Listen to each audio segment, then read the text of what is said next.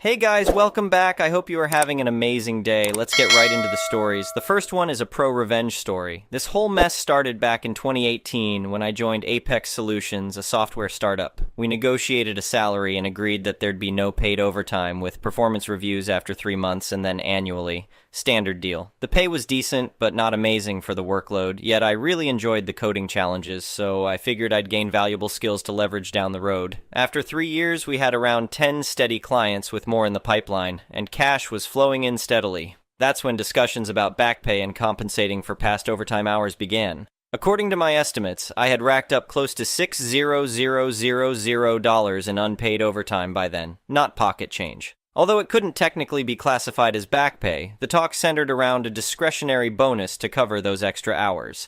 At that stage, everyone, myself included, seemed on board with that idea, especially since it had been discussed over company emails, so I felt it was all above board. I even suggested taking equity at a discount if there were cash flow issues, but those back pay talks just dragged on endlessly, irritating me. Finally, Vance, the CEO, offered me equity, but the company's valuation was inflated to ludicrous levels. Hundreds of millions for a 9-person outfit with around $2 million in projected annual revenue. My share? A minuscule 0.01% or less. It was clearly a slap in the face. A screw you for pursuing the overtime pay. I was absolutely livid. The very day Vance made that insulting offer, I handed in my resignation, effective immediately with my unused paid leave. This sent Calvin, the CTO, into a tailspin since my contract had no provisions for immediate departure. So there I went, walking out that same day to everyone's shock. The next morning, I sent Vance an official letter via registered mail, demanding my overtime compensation. When that was rejected with claims that any bonus was discretionary, I followed up with a more detailed demand letter that was also denied. However, I'd already consulted a lawyer who confirmed the company had no legal legs to stand on if I took them to court. Now, suing companies was still quite rare back then, so employers didn't expect that reaction. Times have changed since. After reviewing the applicable laws, my attorney pointed out a statute of limitations. I could wait almost 7 years, then file the lawsuit and demand interest. The law stated overdue payments accrued 9% interest on top of the prime rate, then 3.25%, compounded daily until paid. We're talking around 12-13% daily interest. The risk was the company going under before I could collect, but I decided it was worth a shot. I fired off one last letter stating I expected all owed amounts paid immediately, including interest. Naturally, they ignored it. Life went on for the next few years as Apex grew into a major local player. Once the statute clock ran down, I found a new lawyer and filed suit. With copies of all communication, demand letters, and their dismissive responses in hand, we sought $112,000 in unpaid overtime plus interest. What I hadn't anticipated were additional fixed penalties for each instruction to work uncompensated overtime, bringing the total demand to around $135,000. Vance absolutely lost it when he got served. I received a raging voicemail from him, which I promptly recorded and submitted to the court records. When the judge heard that rant along with the overwhelming paper trail against Apex, he immediately ruled in my favor and ordered the company to pay the full amount plus my legal fees, no delays. The Department of Labor also hit them with a full audit. 1 week later, Apex coughed up the $135,000 judgment. To twist the knife further, I heard that on the night of the ruling, Vance got plastered and drunkenly crashed his brand new Mercedes into another car, earning himself a DUI and suspended license. Since he was impaired, his insurer refused to cover the Mercedes damages. All in all, an absolutely glorious outcome for the ages. The next one is an entitled people story. I've lived in my house for over 15 years and never had any issues with the neighbors that came and went. That all changed when the house next door sold and the new owner moved in. From day one, he gave me bad vibes, just an angry-looking middle-aged guy who never smiled or waved. I didn't think much of it at first. Some people just aren't that friendly. The problem started about 2 months after he moved in. I was doing some gardening one weekend when I noticed the neighbor starting to build a fence between our properties. I didn't think too much of it at first, figured he just wanted some privacy. But as the day went on, I realized the fence was going closer and closer to my house and was starting to cut right through my garden. I went over and tried talking to him nicely, figuring it was just an honest mistake. "Excuse me, I think your fence is going into my garden and yard a bit. The property line is that row of bushes. Your fence shouldn't be on my side." He glared back at me, not stopping his construction. "Don't tell me where I can and can't build. This is my land, and I'll put a fence wherever I want. Mind your own business." I was shocked at his aggressive response. I really don't want to argue, but you're building on my property. I just want to resolve this peacefully. There's nothing to resolve. Now get lost before I make you leave, he shouted. I could tell this wasn't going anywhere, so I just wrote down his address and went back inside to figure out my options. The next day, I looked up the county records of our property lines, and sure enough, his fence was encroaching almost 15 feet into my yard. I printed this out and brought it over to him, again trying to be reasonable. Look, I checked the official records. Your fence is going well into my property according to the county. Can you please move it back to the correct line? He crumpled up my document and threw it on the ground. You must have photoshopped that. You're just trying to steal my land. I'm not moving anything. He then proceeded to keep building the fence further into my yard. At this point, I'd had enough. I called the county department that deals with property disputes, and they said they'd send someone out to inspect in a few days. In the meantime, this guy was rapidly constructing his fence to cut off more of my garden. The county inspector finally came, and I showed him the records I had found. He then did his own survey of the land while I watched nervously with my unpleasant neighbor glaring at us the whole time. After an hour of measuring, the inspector told me I was 100% correct. The fence was well beyond the neighbor's property. He then wrote up an official notice and handed it to the angry neighbor, telling him he had to tear down the fence and move it back to the correct property line. The neighbor turned beet red, crumpling up the notice and threw it back in the inspector's face. "I'm not moving anything. Get off my land," the inspector calmly replied. "Sir, if that fence isn't moved in the next week, we will have to take legal action and force its removal. I suggest you comply." With that, he tipped his hat and left. Over the next few days, I kept watching and hoping the awful fence would come down, but my neighbor kept adding to it instead, working on it every day to make it even bigger. I finally called the county back and told them he was ignoring the notice. They said the next step was to take him to court over the issue. So a few weeks later, we had a hearing where the county inspector presented his survey evidence again. The judge looked everything over and was ready to rule when suddenly my neighbor pulled out some documents of his own. Apparently, he had some acquaintance draw up fake survey papers that tried to claim an extra 20 feet of my property was actually his. The judge scrutinized these amateurish fake surveys and immediately threw them out as nonsense. He then ruled fully in my favor, saying the fence had to be torn down and moved back to the original property lines within 2 weeks, or my neighbor would face fines and possible jail time. This finally seemed to get through his thick skull. Over the next few days, he begrudgingly took down the monstrosity he had built and moved the remains back to his own land where they belonged. I was so relieved to have my garden and yard back, no more fence cluttering up the place. The county even sent an official surveyor back out to pound in new marker stakes along the property line so something like this wouldn't happen again. My neighbor won't make eye contact anymore when I'm out gardening, but that's fine by me. The court ruling and surveying process cost him thousands in fees, which he brought on himself with his stubbornness. Hopefully, this taught him not to illegally try and seize other people's land. All I had to do was stay calm, research the facts, and let the system handle it properly. In the end, the truth prevailed, and the garden I love so much is back to being my own private sanctuary. The next one is a petty revenge story. A few years ago, we purchased very basic Android tablets from Amazon for our preteen boys. These were not name brand devices and were being turned over to 2 active young guys. We figured damage was very likely and purchased the Amazon protection plan for about $20 a device. These tablets were only about $95 each. According to Amazon and the underwriter, the policies covered everything except loss, drops, water damage, broken screens, whatever.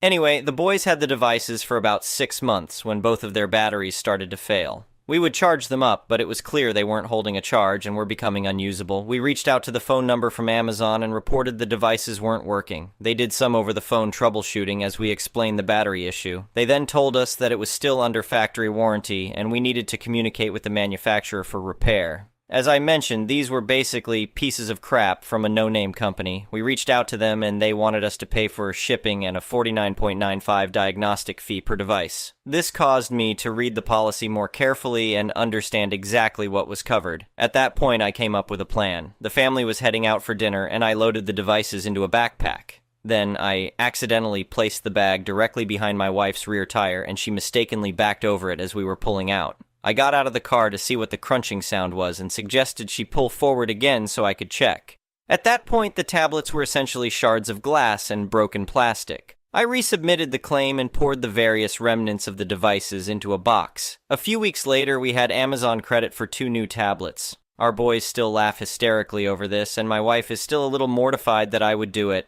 The next one is a malicious compliance story. The context: I have an aunt, I'll call her Susan for the sake of this post, and she has a son who I'll call John. John is a very similar age to me, so I would spend a lot of time with John when I was little, and he would spend a lot of time at my parents' house. Susan wasn't married to John's father, let's call him Harry, but they were in a relationship at the time. It wasn't a great relationship, though. All of that is relevant, I think, so with that sorted, let's move on to the story. This story takes place on a day that Susan had been arguing with Harry. They lived together at the time, and she'd left the house to get away from him. She decided to come round to visit my mom to vent, and I was home as well. While Susan and my mom were talking, the doorbell went. Harry had turned up with John, and they were both outside. Susan quickly ran upstairs to avoid seeing him, and I was told not to let Harry know she was there. I'm guessing Harry was over because he wanted to know if my mom had heard from Susan or wanted to drop John off so he could go look for her.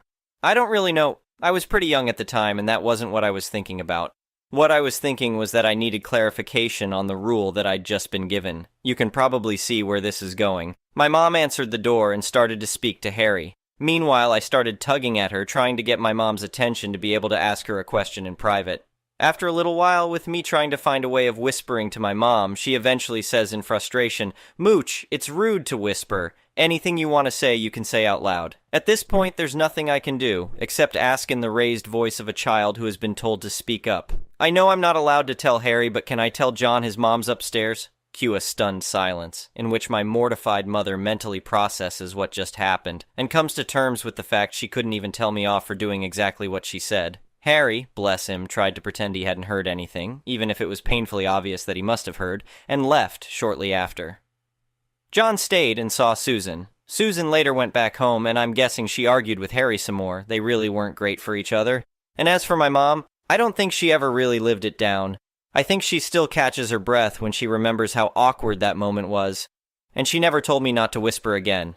The next one is an entitled people story. Believe me or not that this happened to me in one day. I 30 female work customer service, hair store if anyone cares, and I love my job despite the crazy and rude customers I may get once or twice a week. From putting money on the counter to paid but wants their change handed back to wanting the most expensive thing in the store only to complain about the price of it. I thought I've dealt with it all, but his was baffling to me and takes the cake.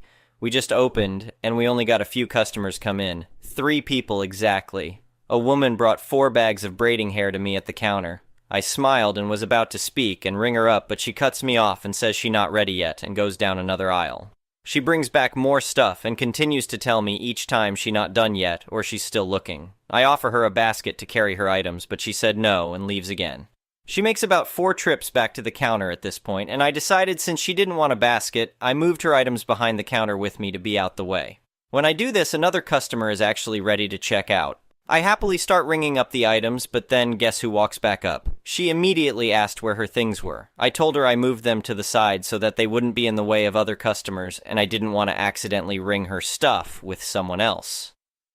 Well, she wasn't happy to hear this. She said she was almost done and shouldn't have checked out anyone before her. That was apparently the point of her leaving all her items on the counter. I reminded her she told me multiple times she wasn't ready, and I offered her a basket so she could shop freely, but she snapped at me saying she didn't want the basket, and I shouldn't have checked anyone out when she was there first. I sighed deeply because it was 9:30-ish in the morning now, and I really didn't want to deal with this so early. We literally just opened. I told the woman just because she sat something up here doesn't make it a save my spot in line pass. If you say you're not ready and someone is done shopping, I will get the next person in line. I asked her if she was ready now, holding up my scanner. She said yes, but wanted my manager, store owner, to do it. I said he out back doing inventory and I couldn't leave the counter. She was pissed and claimed she was in a hurry to get to work. I ranged up her stuff mid-slow, which pissed her off more IDC. After I gave her the bags, she said she's going to talk to my manager later. I smiled and said okay. I told him about it and he rolled his eyes and told me not to worry about it. I wasn't, but I laughed. Fast forward to noon, I went on my lunch break, picked up my order, returned to the parking lot of my job, and sat in my car eating while watching videos on my phone. The next thing I hear is a knock on my window. There is a woman, different woman, standing at my door. I rolled my window slightly and asked, "Yeah, can I help you?" She says she needs help. I'm thinking like she lost something or her car won't start and need a jump. I say, "Sure, ma'am, what's wrong?" She says I need your help in the store. Immediately, I shook my head and said, "Nah, I told the girl I was on my lunch break, but my manager was in the store to help her with anything she needed." She then says, "But I want your help, so come help me, please." I tell her no, but I'll be back after my break. She looks so offended, I guess, and says while folding her arms, "Are you really not going to come help me?" I looked at my phone, then back at her and say, "Ma'am, I have 20 more minutes left on my break. When I get back, I'll help you if you just only want my help, but I'm not leaving my car." She stomps into the store, and I went back to my videos. Not long after, I see the girl standing outside with my manager pointing at me. According to him, she was trying to get him to make me come in to help her with whatever she needed. He told her I would be back in later, but he would help her. She refused his help and left the store. I swear I got a headache from all this. I told my husband about the day I had, and he said maybe the second girl liked me, and that's why she only wanted my help. I told him even if that was true, she still would have to wait till my break was over. We laughed about it, but it really was the craziest encounter with entitled people in one day for me. The next one is an entitled parent story. I have had people state that I only do mad mommy stories about parents that don't allow their kids to get Pokemon, Magic the Gathering, or comics. I usually don't do the fathers because the incidents aren't really that interesting. It's usually just no, and they walk away. I had this incident about a year ago, and while there was no insanity, it was interesting. Today's story begins with a typical family. Mother, father, and 3 kids. 2 boys, 1 girl. The boys were getting some packs, choosing what they wanted, and were making stacks. Whenever the girl picked one up, the father took it from her and put it back. I looked at the mother and she was getting pissed. Yes, I know that from previous postings it seems that every woman that comes into my booth is spitting up venom and is taking a flamethrower to my booth, but that actually is rare. Flamethrowers are heavy. The boy's father paid for the cards and the 3 of them left. Mother and daughter were still in my booth, and the girl was upset. I walked over to her and handed her a couple of packs. The mother thanked me, and they left. A few minutes later, the father came back with the girl and told her to put the cards back because she couldn't just take them. I then told the father that I gave them to her. The mother, now very pissed, told the father, "I told you he gave them to her." He looked annoyed and said that they weren't for girls. Yada yada yada. Now mother is beyond pissed. She tells the boys to give her the bags with the cards in them and hands them to me. She tells me to keep the money, but the boys weren't allowed to have them. Father states that he bought them and they were the kids. She stated that they were given to her and they were the girls. So here's your choice. She gets the cards or no one does. She then went on about a baseball game the father and boys were going to was canceled unless the daughter went, if she wanted to go. It seems that this was an ongoing theme. He was bonding with the boys and left the girl out because he just assumed that she would not be interested. Of course he never asked. Father responded with a meek, "I didn't think she'd be interested." I don't know what happened afterwards as the left. I hope the father realized what a moron he was. The next one is an entitled parent's story. Just for a bit of background, I work at a fairly popular restaurant in my city. It's one where we cook food on a flat-top grill at the bar, and I'm pretty damn good at it. Part of what we do is if a child wants to order an adult meal but isn't sure if they can finish it, we offer a sample size of that meal for free. Sometimes parents let their kids try something from the adult menu, and it's perfectly fine. Then came Monday this week when I had just walked in. There was a mother, the entitled one, her daughter, and her husband. It's only 11:30, so I think, okay, early lunch, they're probably not that hungry. And the mother and father both ask for something simple, but the daughter wants a steak. The mother says, "No, sweetie, you won't finish it, and I know you'll throw it away." That's when the father points out the sample serving, and I say, "Yeah, that's something easy I can make, plus it's free." The mother gets this really sour look on her face and says, "I don't care how low the price is, I just know she'll end up throwing it away." I pause for a moment and decide that I could maybe nudge her to getting it for her daughter since both the kid and husband were so adamant about getting it. The rest of the conversation goes as follows. EM. Why can't you just accept the fact that I said no?